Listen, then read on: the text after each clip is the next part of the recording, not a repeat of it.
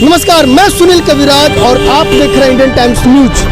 विश्व युद्ध का दौर जो है शुरू हो चुका है। रूस और यूक्रेन में जो है मारामारी शुरू हो चुकी है, काटामारी शुरू की है। और आपको मैं बता दूं, वर्तमान समय की हालात ऐसी हो चुकी है कि परमाणु बम गिराने तक की नसीहत दी जा चुकी है। अभी मैं रक्सौल के कोरिहार चौक पर हूँ और यहाँ पे आपको मैं बता दूं कि यूक्रेन में नवीन जी का जो है निधन हो चुका है। ये हमारे देश के ऐसे युवा हैं जो यूक्रेन में जाके पढ़ाई कर रहे थे और मजबूरी ऐसी है, वहाँ की छात्रों की दर दर की ठोकरें खाने के लिए मजबूर है। पिछली सरकार जो थी वो एयरलिफ्ट करा के सारे छात्रों को भारत लाने का काम कर रही है। लेकिन अभी बता दूं, वर्तमान समय निजीकरण के कारण जो है एयर इंडिया धूल फाक रहा है। एयर इंडिया के जितना प्लेन है वो प्लेटफॉर्म पे खड़ा होकर, एयरपोर्ट पे खड़ा होकर धूल फाक रही है। लेकिन सरकार जो है उसे भेजकर छात्रों को बुलाने का काम नहीं कर रहा है। हमारे यहाँ पे कैंडल मार्च, यहाँ पे शांतिपुर कैंडल मार्च हो रहा है। रसकौल यूथ कांग्रेस के द्वारा जो है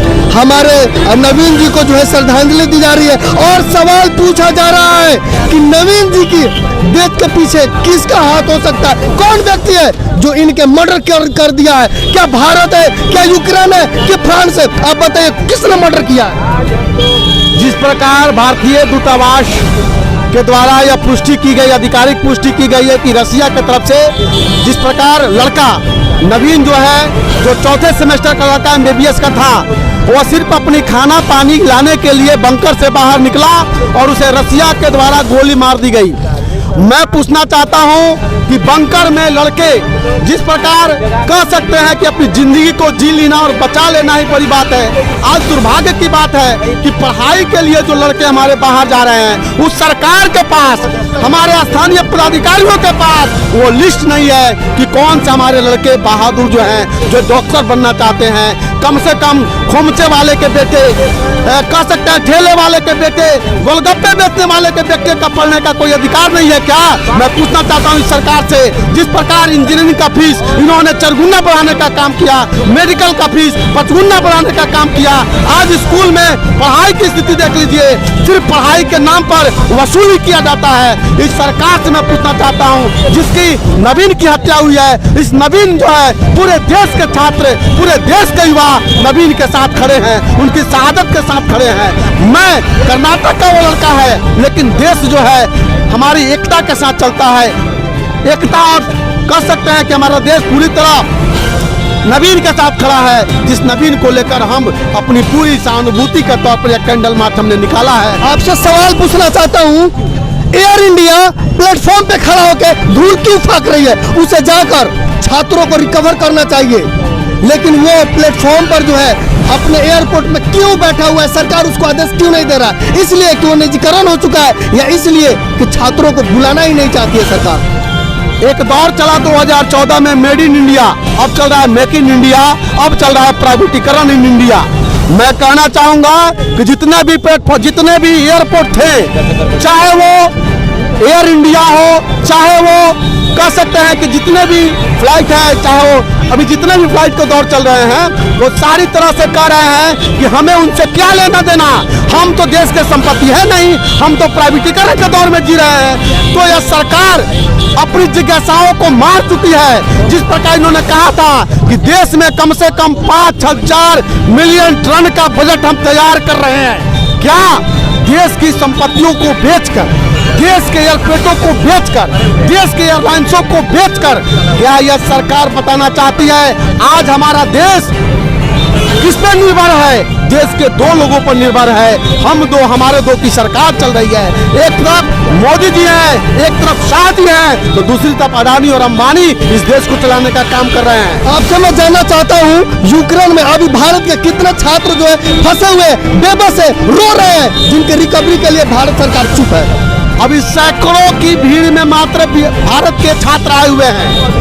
मैं रक्सौल की बात करूं, अगर रक्सौल जो मेरा जन्म धरती है, कर्म धरती है, रक्सौल से 1 दर्जन से ऊपर विद्यार्थी फंसे हुए हैं और उनका गार्जियन का फोन आ रहा है। हमारा वार्ड जो है, उस वार्ड से 2 बच्चे फंसे हुए हैं, बार बार उन गार्जियनों से हम संपर्क कर रहे हैं, बात कर रहे हैं। मैं खुशी की खबर देना चाहता हूँ आपके मीडिया के माध्यम से, चंपारण के 30 लड़के, पूर्वी और पश्चिमी चंपारण के के 30 लड़के जो हैं, एक चिन्मय पांडे हैं हमारे गुरुदेव प्रोफेसर विजय कुमार पांडे जी के लड़के, 30 लड़कों के साथ वो बुडापेस्ट आ चुके हैं और बहुत जल्द 5 से 7 दिनों के अंदर में वो अपने रक्सौल में वापसी करेंगे और उनसे मैं आपका इंटरव्यू दिलवाएंगे। आप पूछिएगा, आप बात कीजिएगा कि उनका जीवन वहाँ जब युद्ध के दौरान कैसा बीता।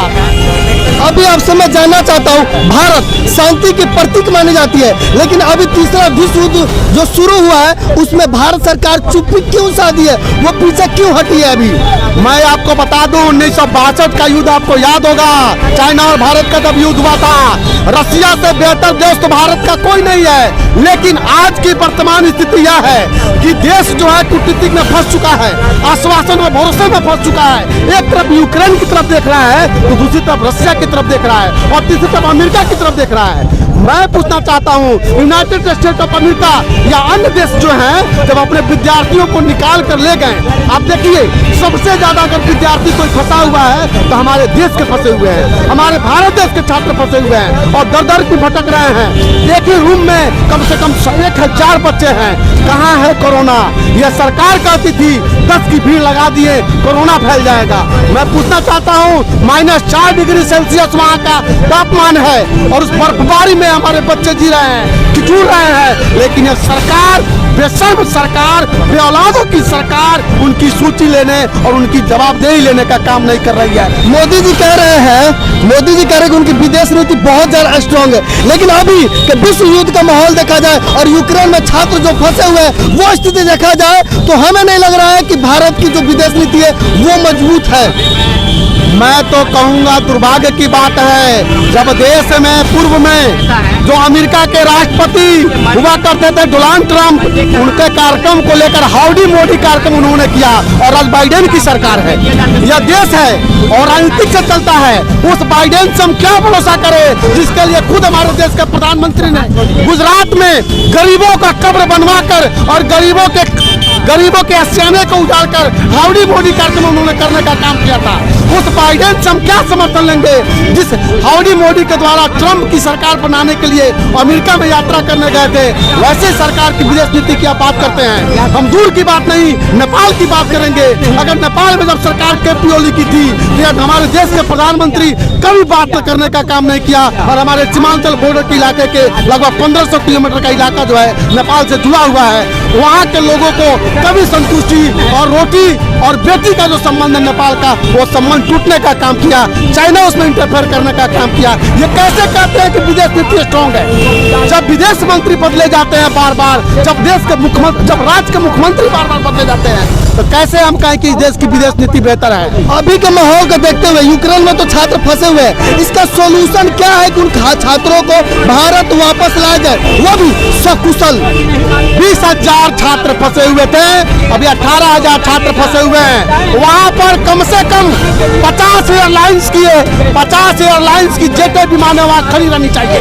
एक बार में हमारे बच्चे घर आने चाहिए और जिन माताओं के आंख के आंसू नहीं सूख रहे हैं, वो बार बार रोकर ये कह रहे हैं कि मेरे बेटे मेरे वापस करो, वैसी माताओं की बददुआएं, वैसे बाप के बददुआएं इस सरकार को लगेंगी और एहसास होगा कि सही मायने में बेऔलादों की सरकार जो दिल्ली की तख्त और गद्दी पर बैठी हुई है, उनके इस मंशा का अर्थ क्या है।